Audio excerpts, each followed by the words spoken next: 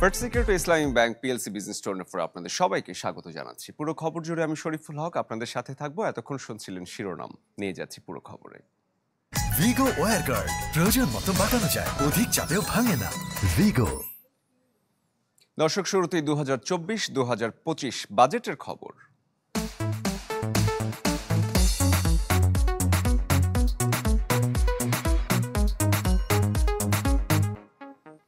সমালোচনা থাকলেও এবারের বাজেটে থাকছে কালো টাকা সাদা করার সুযোগ। 15% কর দিয়ে যে কেউ বৈধ করতে পারবেন অপ্রদর্শিত জমি, ফ্ল্যাট কিংবা নগদ অর্থ। শুধু তাই নয়, কর বসছে ফ্রিজ, এসি কিংবা পানির ফিল্টারের মতো অত্যন্ত দরকারি সব পণ্যে। চড়া মূল্যস্ফীতির এই সময়টাতেও ছাড় মিলছে না করমুক্ত আয়ের সীমায়। আরও জানাচ্ছেন ইকবাল আহসান। সঙ্গত কারণেই বাজেট নিয়ে এবার খুব বেশি কাটাছেঁড়া করার সুযোগ পাচ্ছে না অর্থমন্ত্রী। কারণ একদিকে টাকার সংকট, অন্যদিকে লাইনচ্যুত হওয়া অর্থনীতিকে পথে আনার চেষ্টা।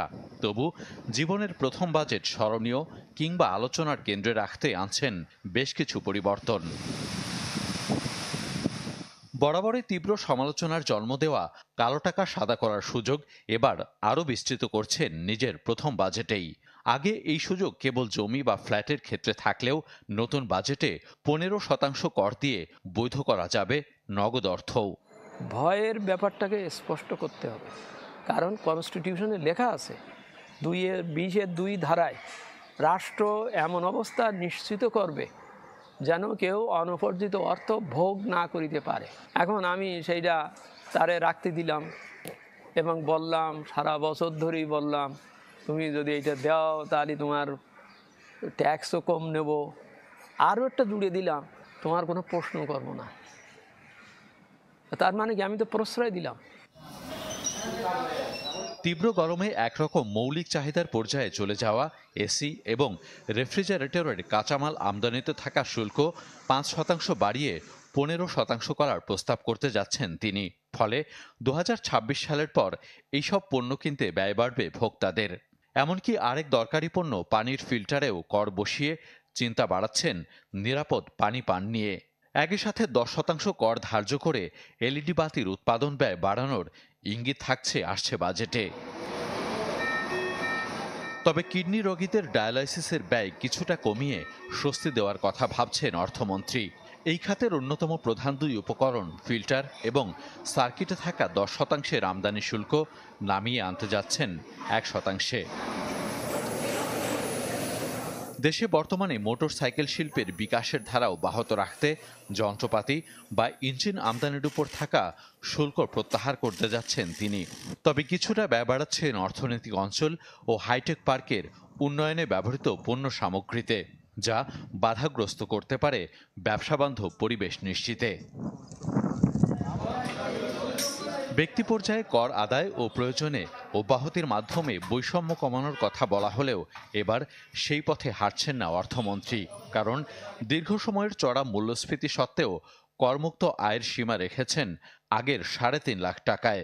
অন্যদিকে হাত দেননি ধনীদের সম্পদের উপর থাকা সারচার্জ বা অধিশুল্কর হারে। ইকবাল আহসান, চ্যানেল 24, ঢাকা।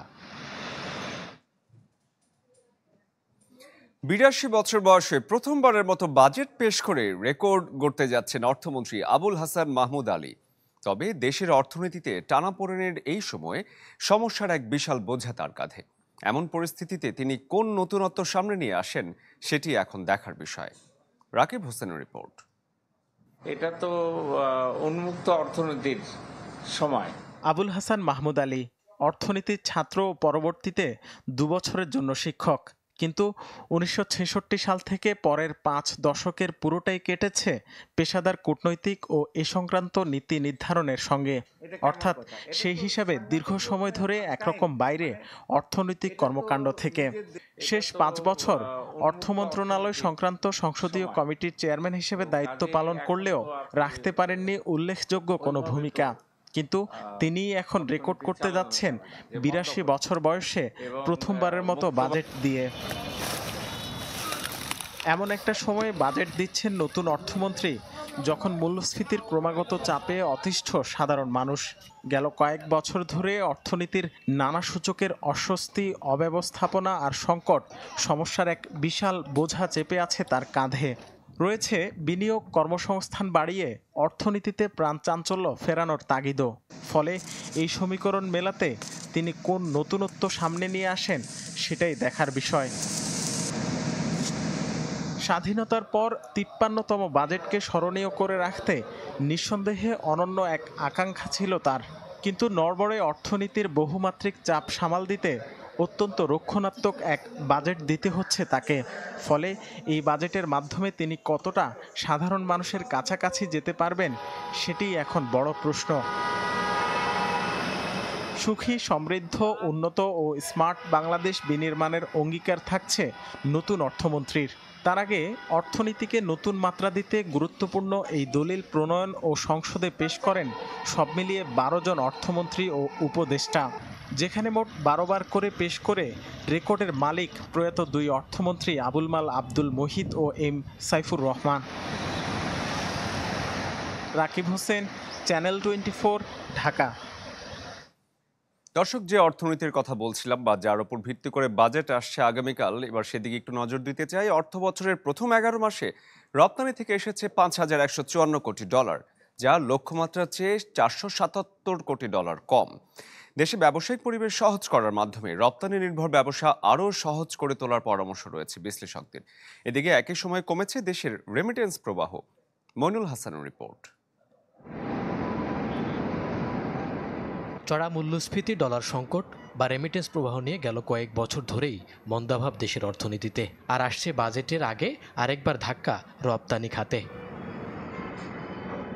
ইপিবির সবশেষ হিসাব বলছে গেল মাসে রপ্তানি থেকে আয় এসেছে $৪০৭ কোটি, যা গত বছরের একই সময়ের চেয়ে 16% কম।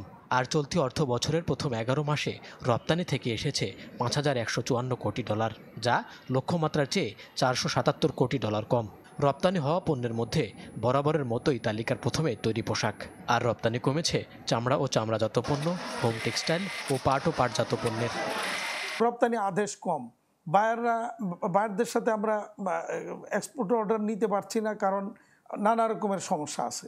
তো এরকম একটা পরিস্থিতিতে যেখানে আমার ফ্যাক্টরি আমরা দেখতেছি প্র্যাকটিক্যালি আমার ফ্যাক্টরি চলছে না, ফ্যাক্টরি আমি রান করতে পারছি না ঠিকমতো, সেখানে ইপিবি বা এনবিআর কোত্থেকে হিসাবটা দেয় আমাদের কাছে বোধগম্য নয়। আগামী অর্থ বছরের জন্য যেন খুব উচ্চাশা ভিত্তিক কোনো টার্গেট না সেট করা হয়, বিশেষ করে রপ্তানির জন্য। সেই জায়গাটিতে আমাদের অপ্রাতিষ্ঠানিক যে বাজারগুলো রয়েছে, নতুন করে আমাদের মধ্যপ্রাচ্যের বাজারগুলো তৈরি হচ্ছে, এশিয়ার কিছু কিছু বাজার তৈরি হচ্ছে, এইগুলোতে আমাদের পাশাপাশি আমাদের গুরুত্ব বাড়ানো দরকার, নজর থাকা দরকার, যাতে করে আমরা এই বাজারগুলোতেও আগামীতে আস্তে আস্তে আমাদের রপ্তানি বৃদ্ধি করতে পারি। অন্যদিকে প্রবাসীর সংখ্যা বাড়লেও সেই তুলনায় বাড়ছে না প্রত্যাশিত প্রবাসী আয়। চলতি অর্থ বছরের গেল 11 মাসে বৈধ পথে দেশে প্রবাসী আয় এসেছে $২,১৩৭ কোটি। রেমিটেন্সের ক্ষেত্রে চেষ্টাটি হবে যাতে ইনফর্মাল মার্কেট রেটের সাথে ফর্মাল মার্কেট রেট এটাকে যতটা কমিয়ে আনা যায়। এটাকে এক পারে করা যাবে না, তার কারণ হলো বৈশ্বিক পর্যায়ে ডলারের উচ্চ চাহিদা। ফলে আমরা যে হুন্ডির সাথে যুক্ত আমাদের দেশের ইনফর্মাল ট্রেডাররা, এরা আসলে শুধুমাত্র এই মার্কেটের জন্য ডলারগুলো কালেক্ট করেন না, এরা বৈশ্বিক ডলার মার্কেটের ইনফর্মাল মার্কেটের জন্য এগুলো কালেক্ট হয়, কেননা বিশ্বব্যাপী অধিকাংশ কারেন্সির এগেনস্টেই ডলার এখন শক্তিশালী। সুতরাং সেই জায়গাটিতে হয়তো এক পারে যাওয়া যাবে না, কিন্তু অন্তত চেষ্টা করা উচিত যে ইনফর্মাল মার্কেট রেট এবং ফর্মাল মার্কেট রেটের পার্থক্যটা কমিয়ে আনার ক্ষেত্রে যতটা আমাদের কারেন্সিকে মার্কেট বেসডের কাছাকাছি নিয়ে যাওয়া যায়। বৈধ পথে রপ্তানি আয়ের লক্ষ্যে প্রবাসীদের স্মার্ট কার্ড প্রদান সহ স্থানীয় সুবিধা বাড়ানোর পরামর্শ তাদের। Mainul Hasan, channel 24, Dhaka. First security Islami bank PLC business 24-এ একটা বিরতি নিচ্ছি, ফিরছি একটু পর, আমাদের সাথেই থাকুন।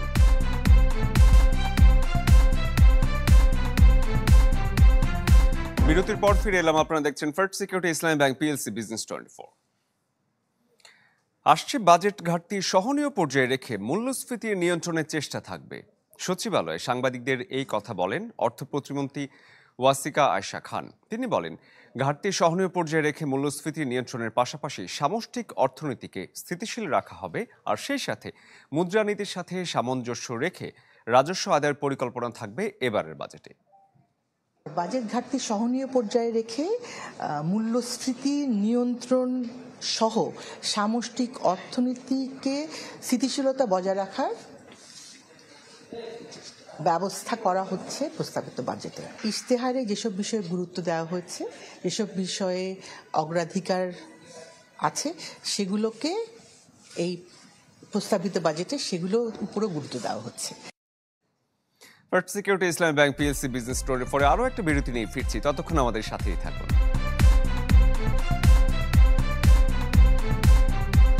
বিরতির পর ফিরে এলাম, আপনারা দেখছেন first security Islami bank PLC business 24। জলবায়ু পরিবর্তনের প্রভাব আর রোগের প্রাদুর্ভাবে কমলার উৎপাদন কমেছে ব্রাজিল এবং যুক্তরাষ্ট্রে। বছর প্রতি 300 মিলিয়ন বক্স কমলার উৎপাদনের বিপরীতে এই বছর 24% কম উৎপাদন হয়েছে। আর সরবরাহ সীমাবদ্ধতার কারণে কমলার জুসের দাম বেড়ে এখন রেকর্ড উচ্চতায়। পাউন্ড প্রতি যা ছাড়িয়েছে $5, যা গেল বছরের চেয়ে প্রায় দ্বিগুণ দাম। নাদিয়া ইসলাম তুলির রিপোর্ট।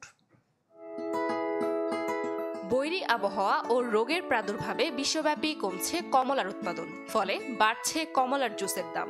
গেল মাসে যা ছাড়িয়েছে পাউন্ড প্রতি $4.92, যা গেল বছরের একই সময়ের চেয়ে প্রায় দ্বিগুণ। ধারণা করা হচ্ছে একই হারে বাড়তে থাকলে যা গিয়ে দাঁড়াবে $5। খরা, বন্যা ও চাহিদা অনুযায়ী সরবরাহের সীমাবদ্ধতার কারণে জুসের দাম বেড়ে এখন রেকর্ড উচ্চতায়। গবেষণা গ্রুপ মিনটেক জানায়, দাম বাড়ায় কমলার বিকল্প হিসেবে অন্যান্য ফলের কথা ভাবছেন জুস নির্মাতারা, যার মধ্যে প্রাধান্য পাচ্ছে নাশপাতি, আঙুর ও আপেল। এছাড়াও বিকল্প ফলের পাশাপাশি কমছে জুসের পরিমাণও। নতুন রোগের কারণে প্রতিনিয়তই কমছে কমলার উৎপাদন, যার মধ্যে রয়েছে সাইট্রাস গ্রিনিং নামক এক ধরনের দুরারোগ্য ব্যাধি। সাইলিক নামক পোকার আক্রমণে পুরো রস শুষে ফলকে তিক্ত করে তোলে। মার্কিন যুক্তরাষ্ট্রে প্রথম এই পোকা শনাক্ত করা হলেও পরে তা ছড়িয়ে পড়ে পুরো ফ্লোরিডা জুড়ে। তথ্য বলছে 2 দশক আগেও ফ্লোরিডায় 240 মিলিয়ন বক্স কমলা উৎপাদন হলেও জলবায়ু পরিবর্তনের কারণে এখন তা নেমে এসেছে মাত্র 17 মিলিয়নে। মূলত 3 দশকের মধ্যে সবচেয়ে খারাপ উৎপাদন দেখছে দেশটি। রাবো ব্যাংকের বিশ্লেষকরা বলছেন, ব্রাজিলে গড় তাপমাত্রা বৃদ্ধি ও কম বৃষ্টিপাতের কারণে ক্ষতিগ্রস্ত হয়েছে কমলার উৎপাদন। এছাড়াও দেশের দক্ষিণ পশ্চিমাঞ্চলের প্রধান কমলার বাগানগুলোর 40% সাইট্রাসের আক্রমণে কমেছে উৎপাদন। আগে যেখানে বছরে 300 মিলিয়ন বক্স কমলার উৎপাদন হতো, এখন তা 1/4 কমে হয়েছে 232 মিলিয়ন বক্স। তবে উৎপাদন কমলেও চাহিদা কমার কোনো লক্ষণ নেই এই অঞ্চলগুলোতে, যে কারণে দামও বেড়েই চলেছে সমান তালে। 2022-23 অর্থ বছরে মার্কিন যুক্তরাষ্ট্রে কমলার জুস উৎপাদন হয়েছিল 85,000 মেট্রিক টন, আর একই বছরে ব্রাজিলের মোট উৎপাদনের পরিমাণ ছিল 1 মিলিয়ন মেট্রিক টন। নাদিয়া ইসলাম তুলি, channel 24। First security Islami bank PLC business 24 এখনকার আয়োজন ছিল এটুকুই। এতক্ষণ যারা আমাদের সঙ্গে ছিলেন ধন্যবাদ জানাচ্ছি সবাইকে।